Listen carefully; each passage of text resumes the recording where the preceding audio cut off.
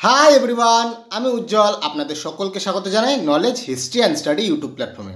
আজকে আমাদের আলোচনার বিষয় ক্লাস 11-এর ইতিহাসের একটি গুরুত্বপূর্ণ টপিক মগধের উত্থান। এর আগের দিন আমরা পড়েছি ষোড়শ মহাজনপদ। এই ষোড়শ মহাজনপদেরই একটি গুরুত্বপূর্ণ মহাজনপদ হলো মগধ। তো আজকে আমরা এখানে জানব মগধে কতগুলি রাজবংশ রাজত্ব করেছে। এই মগধে প্রথম রাজবংশ যারা রাজত্ব করেছে তারা হলো হর্যক বংশ বা হর্যক বংশ, এবং এই রাজবংশের প্রথম রাজা হলো বিম্বিসার। প্রশ্ন এখানেই আসে যে মগধের প্রতিষ্ঠাতা কাকে বলা হয়? বিম্বিসার। এছাড়াও যদি বলে যে মগধের প্রতিষ্ঠাতা কোন রাজবংশকে বলা হয়, তা হবে হর্যক বংশ। অপশনে যদি হর্যক বংশ থাকে হর্যক বংশ টিক করতে হবে। তো আমরা এখন এই বিম্বিসার সম্পর্কে কিছু জেনে নিই। এই বিম্বিসার বহু বিবাহ করেছিল এবং তার মধ্যে সবথেকে গুরুত্বপূর্ণ রানী ছিল কোশল জনপদের রাজকুমারী কোশলা। এই কোশলা কে ছিল? প্রসেনজিতের বোন। হ্যাঁ, এবং এই কোশল জনপদের সাথে বিয়ে করে তিনি কাশী যৌতুকে পেয়েছিলেন। প্রশ্ন আসতে পারে যে বিম্বিসার কাশী যৌতুক পেয়েছিলেন কোন মহাজনপদের সাথে বিবাহ সম্পর্কের মাধ্যমে? তখন অপশন থাকবে কোশল, বা রানীর যদি রানীর নাম থাকে তাহলে থাকবে কোশলা। এরপর গুরুত্বপূর্ণ আরেক রানী হলো চেলনা। এই চেলেনা কে ছিল? অবন্তীর রাজকুমারী ছিল। এছাড়াও পাঞ্জাবের রাজকুমারীকেও বিয়ে করেছে। এছাড়াও আম্রপালি নামেও তার একটি উপপত্নী ছিল। এবার বিম্বিসারের আরেকটি গুরুত্বপূর্ণ তথ্য হলো যে তার রাজবৈদ্য ছিল জীবক, মানে ফিজিশিয়ান, এবং এই জীবককেই তিনি অবন্তীর রাজা চন্দ্রপদ্যোত তাকে পাঠিয়েছিলেন। কারণ কি? চন্দ্রপদ্যোতের জন্ডিস হয়েছিল, ঠিক আছে? তার চিকিৎসা করার জন্য তিনি জীবককে পাঠিয়েছিলেন। প্রশ্ন যদি এখানে আসে যে বিম্বিসার তার চিকিৎসককে কার চিকিৎসা করার জন্য পাঠিয়েছিলেন, তখন অপশন থাকবে চন্দ্রপদ্যোত, ঠিক আছে? এই অবন্তী ছিল চিরশত্রু, কিন্তু তাও তিনি তার চিকিৎসককে পাঠিয়েছিলেন। এই ছিল বিম্বিসারের, তোমাদের এক্সামের পয়েন্ট অফ ভিউ থেকে গুরুত্বপূর্ণ, ঠিক আছে? এরপর আমরা আসব অজাতশত্রু। এই অজাতশত্রু ছিল বিম্বিসারের বাবা, কিন্তু এই অজাতশত্রু কী করলো? নিজের বাবাকেই হত্যা করে সিংহাসনে বসলো। তাই অজাতশত্রুকে বলা হয় পিতৃহন্তা। প্রশ্ন আসতে পারে যে পিতৃহন্তা কাকে বলা হয়? তখন থাকবে অজাতশত্রু। এই অজাতশত্রু গঙ্গা এবং সোম নদীর তীরে পাটলিপুত্র দুর্গ স্থাপন করেছিল। কেন? এই অবন্তীকে হারানোর জন্য, ঠিক আছে? তো প্রশ্ন যদি আসে যে পাটলিপুত্র দুর্গ কে স্থাপন করেছিল, সে হচ্ছে অজাতশত্রু। এবং এই অজাতশত্রুর দুটো গুরুত্বপূর্ণ অস্ত্র ছিল, এটা পরীক্ষায় আসেই। এক হচ্ছে মহাশিলাকণ্টক, দুই হচ্ছে রথমুসল।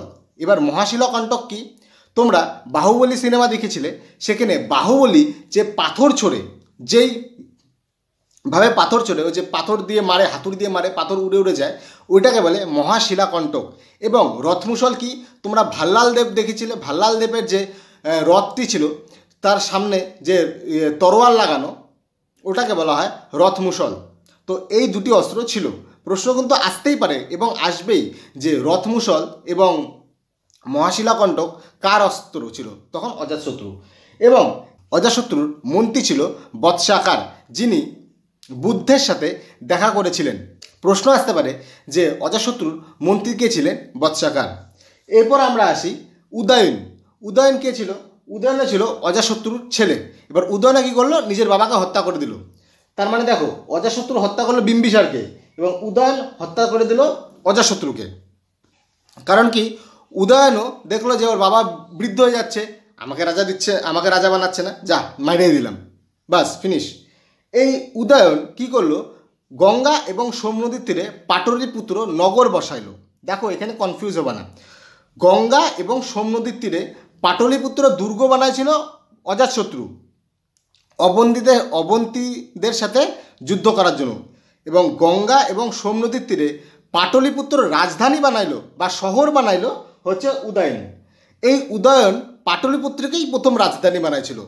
এর আগে এদের রাজধানী ছিল গৃহব্রজ এবং রাজগিরি, ঠিক আছে? এরপর উদয়নের যে ছেলে হলো, উদয়ন ভাবলো ভাই আমি আমার বাবাকে মারছি, আমার বাবা আমার ঠাকুরদাকে মারছে, আমার ছেলে আমাকে মারি দিতে পারে। বললো তার থেকে কী করার দরকার, ওর ছেলেকে বললো নে তুই ভাই রাজা হ, তাও আমাকে মারিস না। এইভাবেই হরিয়ক বংশ চলতে থাকলো এবং এই হরিয়ক বংশের অন্তিম রাজা ছিল নাগদশক এবং এই নাগদশককেই হত্যা করে শিশুনাগ এবং প্রতিষ্ঠিত হয় শিশুনাগ বংশ। তাহলে মগধে হরিয়ক বংশ থেকে রাজত্ব কার কাছে ট্রান্সফার হলো? শিশুনাগ বংশে। এবং এই শিশুনাগ বংশ বেশি দিন চলেনি, কারণ কি এই শিশুনাগের ছেলে ছিল কালাশোক এবং কালাশোকের সাথে পুরো ট্র্যাজেডি ঘটনা ঘটে যায়। কি হয়, কালাশোকের যে রানী ছিল সে এক নাপিতের প্রেমের চক্করে পড়ে যায়। এইবার নাপিত বলে যে আমি তোমাকে বিয়ে করবো কী করে, কারণ কি আমি তো নাপিত, তুমি রানী, রানী রাজা জানলে আমার গর্দান নেবে। রানী বলে তোর কী করে গর্দান নেবে, আমি রাজার গর্দান নিব। বাস কালাশোককে হত্যা করে দিল, কালাশোকের খেল খতম। এইবার রাজা হলো কে? সেই নাপিত। এবং যখনই রাজা নাপিত হলো তখনই নাপিত কী করলো? রানীকে হত্যা করে দিল, বলে যে তোর কাজও শেষ, আমার যেটা টার্গেট ছিল সেটা আমার হয়ে গেছে। এই নাপিতই হলো মহাপদ্মনন্দ এবং প্রতিষ্ঠাতা হলো নন্দবংশ। তাহলে নন্দবংশের প্রতিষ্ঠাতাকে মহাপদ্মনন্দ। তা এবার মগধে 3টা বংশ রাজত্ব করলো, হরিয়ক বংশ, শিশুনাগ বংশ, নন্দবংশ। এই নন্দবংশেরই সর্বশেষ গুরুত্বপূর্ণ রাজা ছিল ধনানন্দ। ঠিক আছে, প্রচুর ক্রূর শাসক ছিল, মানে সত্যি ক্রূর শাসক ছিল। এই ধনানন্দকে হত্যা করে মগধে প্রতিষ্ঠিত হয় মৌর্য সাম্রাজ্য। তো এই ছিল মগধের সাম্রাজ্য সম্পর্কে একটি আলোচনা, মগধের উত্থান সম্পর্কে আলোচনা। এর পরের দিন আমরা মৌর্য বংশ এবং তাদের রাজাদের সম্পর্কে জানব। আশা করি তোমরা মগধের উত্থান সম্পর্কে বুঝতে পেরেছো কী করে উত্থান হলো। ভিডিওটি ভালো লাগলে অবশ্যই লাইক করবে, কমেন্ট করে জানাবে কীরকম লাগলো। তোমাদের যে কোনো প্রশ্ন থাকলে তোমরা বলবে, আমি উত্তর দিয়ে দেবো। শেয়ার করবে এবং চ্যানেলটি অবশ্যই সাবস্ক্রাইব করবে।